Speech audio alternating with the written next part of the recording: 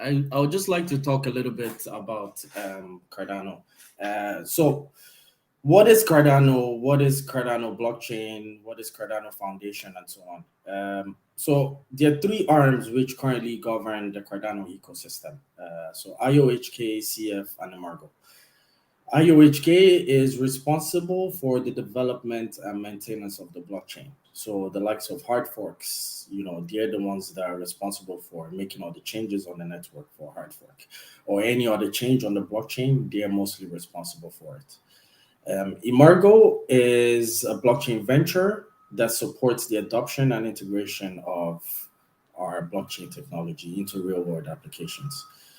So Emargo are the developers of your Roy wallet, for example, and other projects within the ecosystem. And Cardano Foundation, which is the company myself and Marcus work for, we are responsible for the worldwide advancement of Cardano blockchain in enterprise applications. So we oversee and support the growth and adoption of our blockchain, ensuring long-term sustainability. Um, so that's Cardano Foundation, IOHK, and Amargo on a high level.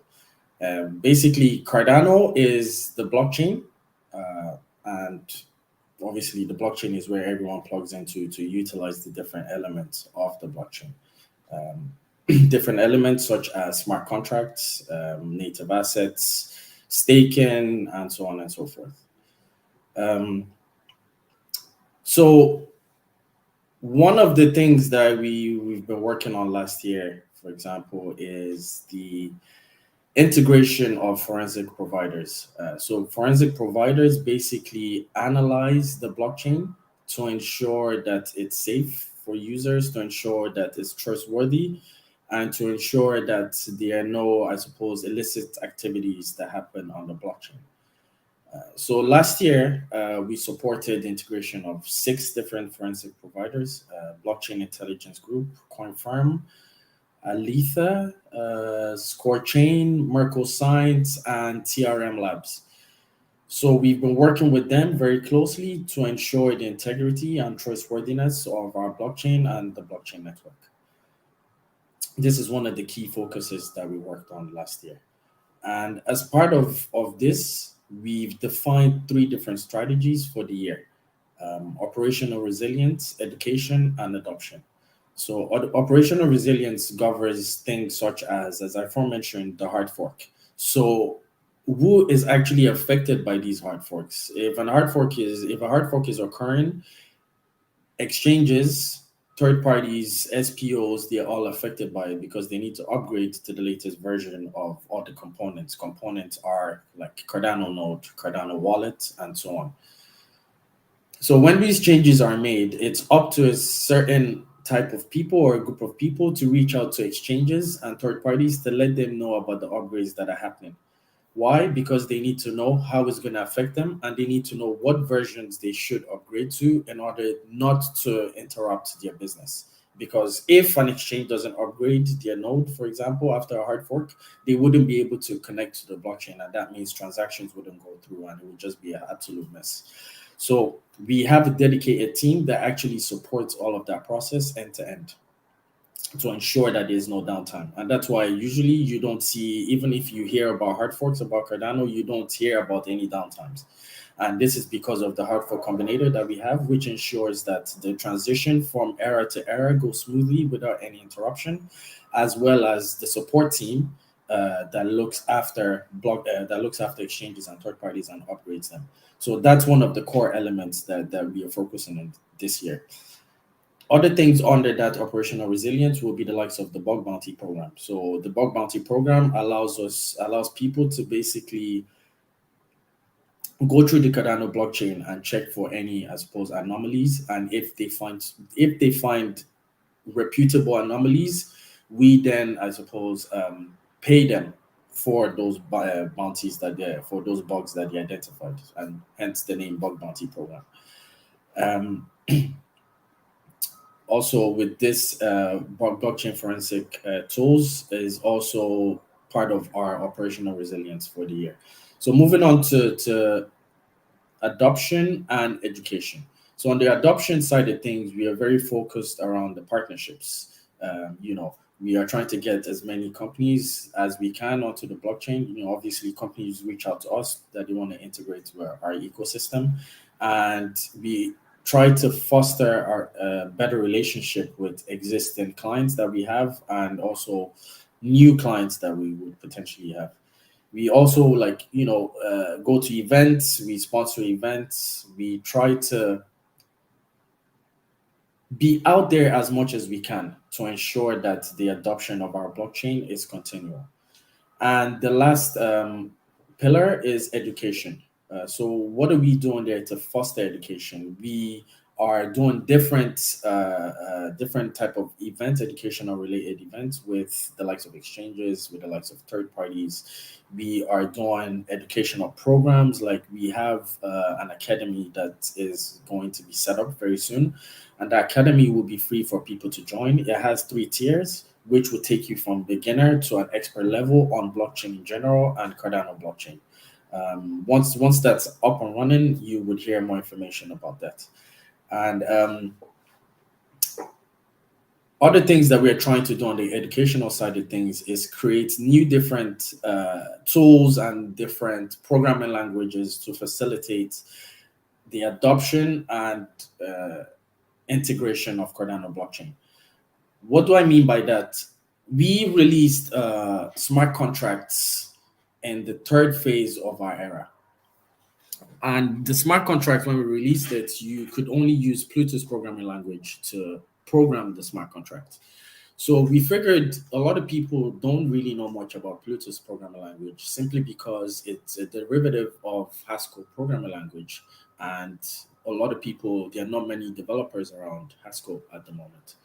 So what we decided to do was we created a new programming language called Aiken. And Aiken is a simpler version, or it's a more familiar version of a programming language, like your JavaScript, your Java, and so on. So it's easier for people to actually understand and integrate into our ecosystem.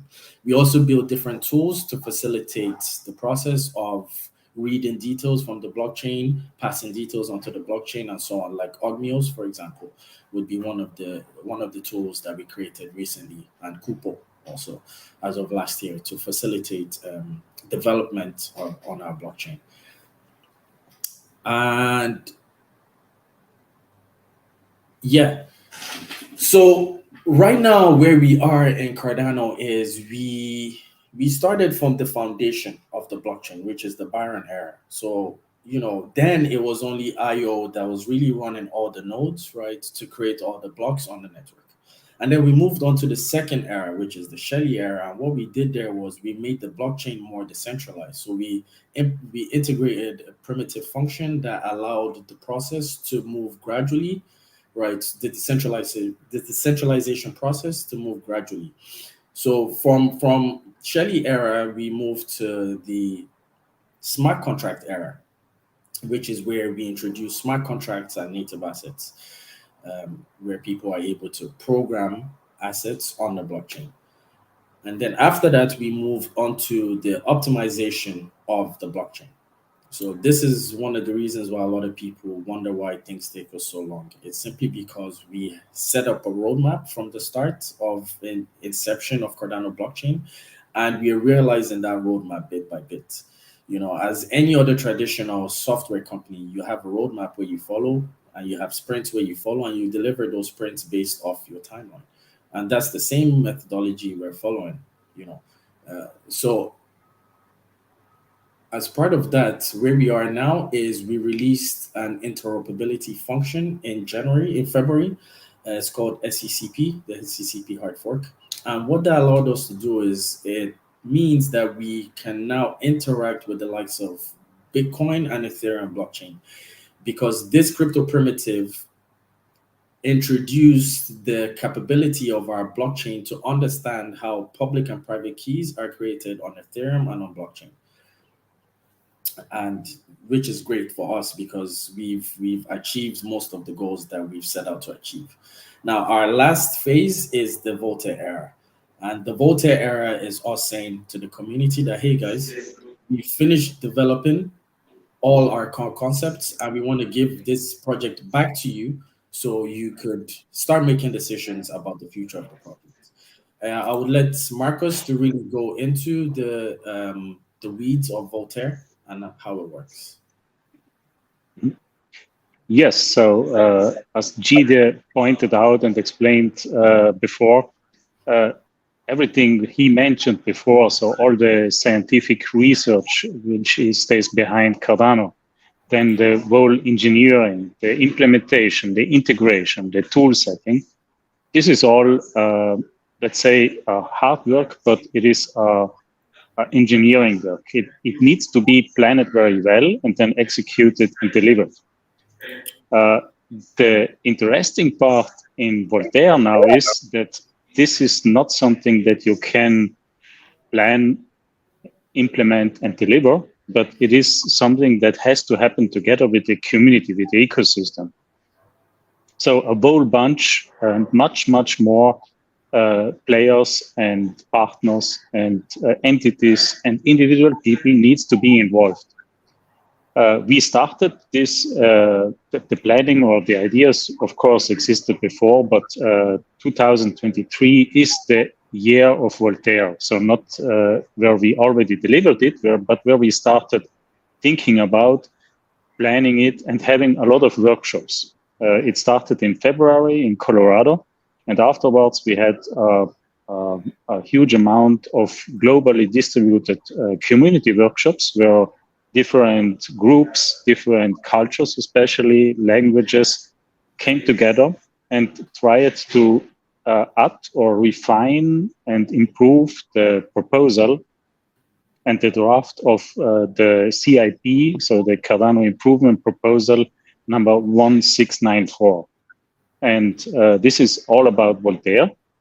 And just today, it was the kickoff day of Vol Workshop Week here in Edinburgh, where we try to merge all of these community workshop findings, ideas, and suggestions into one final draft that will be brought then to vote to the ecosystem. And yeah, that's also then the first, let's say, real community-related part that we will have voting on things like a constitution, on things like the CIP process itself, and then move forward with this, what we call MVG, so the minimum viable governance that we try to start with, and then gradually and step by step improve by it. But what else to say? Yes, as Cardano Foundation contributed in different ways so far, and one of the things we did is we planned it and then launched and executed the first survey, the first poll, and this was back around 2 months ago. We used entities or entities who are already in place, the SPOs, so the stake pool operators. They exist with a certificate, so every stake pool has a certificate. And as in Cardano, we talk about delegated proof of stake. The delegators who added their own ADA wallet amounts to a certain stake pool. So the stake pool operators voted with the whole weight of all the delegations. And in order to allow them also to have individual ADA holders a say, we added a redelegation phase. So after the stake pool operators as experts voted on two parameters, so the min pool cost and the desired number of pools, the ADA holders itself had a time of 10 days to look at what their current stake pool operators voted on. And if they completely disagreed with what the stake pool operator voted, then they could just redelegate. And the snapshot of the poll itself happened then after this redelegation phase. The interesting part here is that, as I mentioned in the beginning, it is not about like what we did so far. It is not like domain experts come together, sit together, draft a plan, then improve it, implement it, and roll it out, deliver it. In Voltaire, it is much more about trying to involve as much as possible stakeholders, be it individual persons, entities, vendors, integrators, what else? Also regulators. And then in order to let them form an opinion and express a well-formed opinion, it is also about the information flow. So make things understandable, accessible, and comprehensible. And this is one of the next roles we as Cardano Foundation, as a Swiss foundation, as a neutral non-profit entity, want to support. And this is by presenting all the on-chain metrics and the historic milestones, the timelines, but also the future roadmap. And we want to give something like an idea and some facts and informations to all the ecosystem in order to let them look at it and then form a better opinion. So this is where we as Cardano Foundation are involved, and we are very happy to be directly involved, like here in this workshop, because it allows us to get in touch with the community, with the ecosystem, with vendors, with players, and understand better their needs, their demands, because all of this then has to flow into these distributed governance models that we are going to explore here. So I hope this was helpful to give you a little bit of an idea what we are currently trying to do in this year here.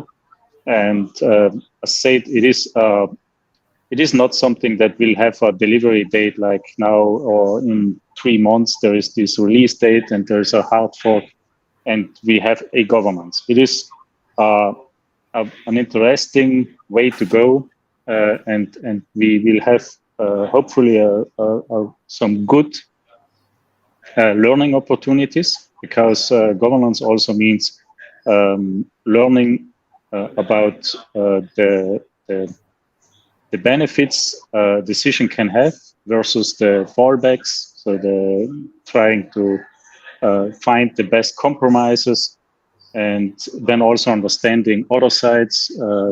It is not that easy. It was a clear turnout of the first SPO poll that I mentioned before. So we had a voting result, but the much more important result was that people had a first hands-on experience after a lot of theoretical talks and ideas.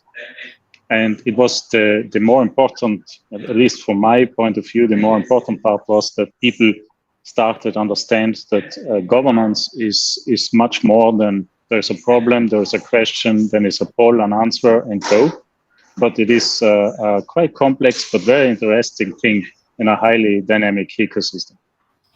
Yeah, hope this was helpful and useful. If you have more questions about the governance progress and what is ahead of us in the second half of the year, don't hesitate to reach out to me or someone at Cardano Foundation. Thank you so much, Marcus and Jvash. That was a top-notch presentation like the one before. And personally, I really admire the value you not only bring in Web3, but also outside of Web3, in the Web2 world, so to say. I can definitely see an example of initiatives that drive mass adoption. So nothing but admiration for that. Thank you so much. I have Awesome. to be Thank honest. you very much. My pleasure. You're most welcome. I have to say you answered most of my questions, but I have maybe one or two for you. Because along with input, output, and Emergo, Cardano Foundation contributes to shape the future of Cardano. Could you please share with us briefly what the exact role of Cardano Foundation is in the ecosystem, and what your strategies are for this year?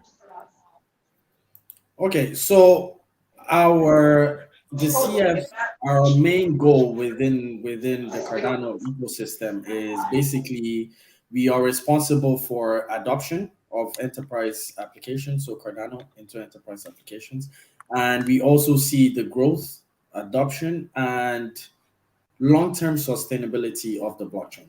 As Marcus just discussed about the Voltaire, which falls under sustainability of the project, we are looking after that. We are also looking after operational resilience. So if there are any artful changes, we monitor all those changes. We ensure people are aware about all those changes and when they're going to happen and the impact of the hard fork.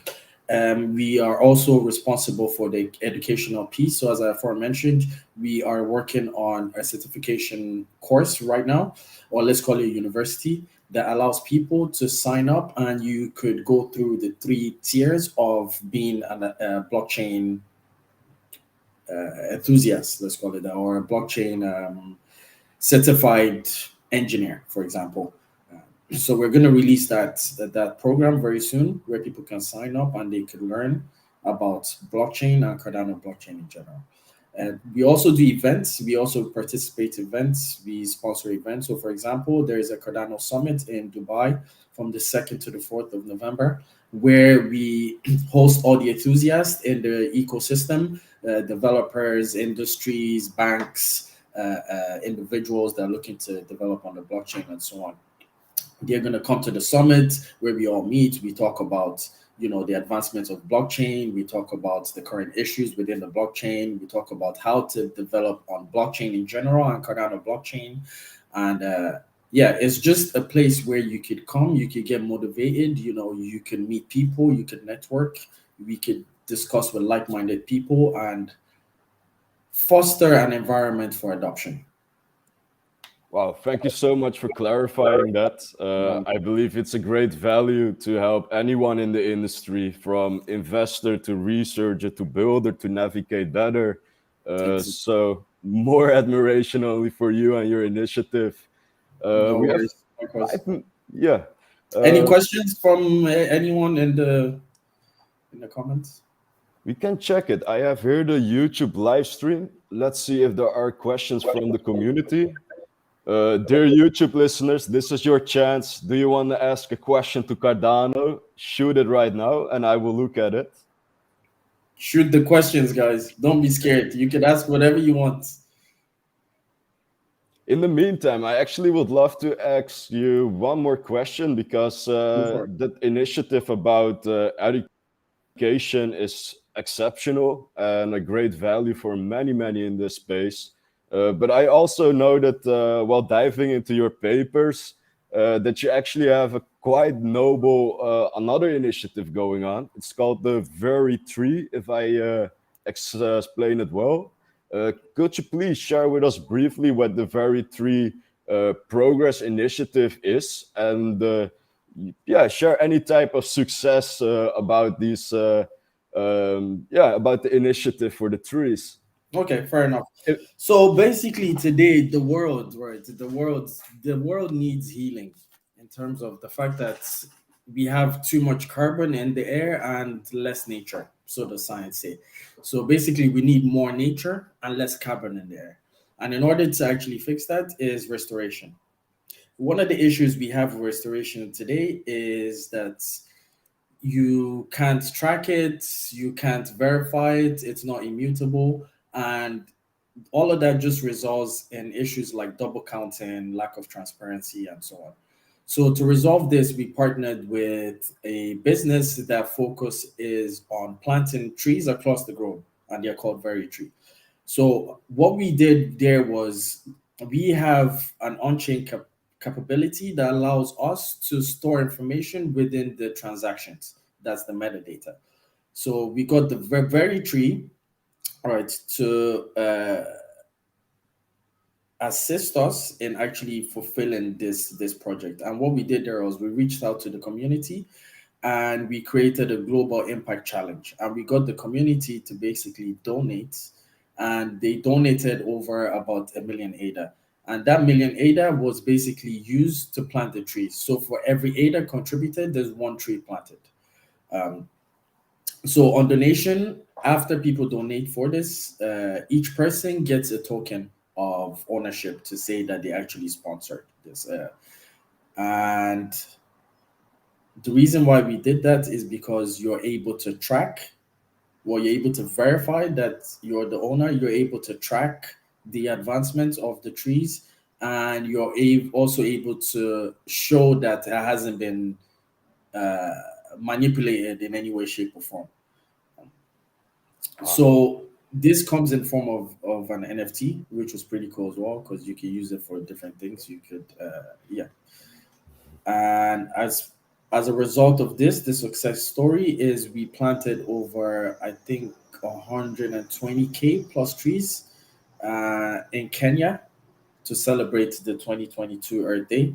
And in the end, we are looking to have about over 1 million trees that will be planted to date. Wow. So that's really on a high level the very tree project that we worked with Cardano blockchain. We also have other things that we've been working on in the past, but I guess that's something that we could talk about on the next demo day for Cardano. That will be amazing. Thank you so much. It's amazing that you kind of support also the healing of the earth, so to say.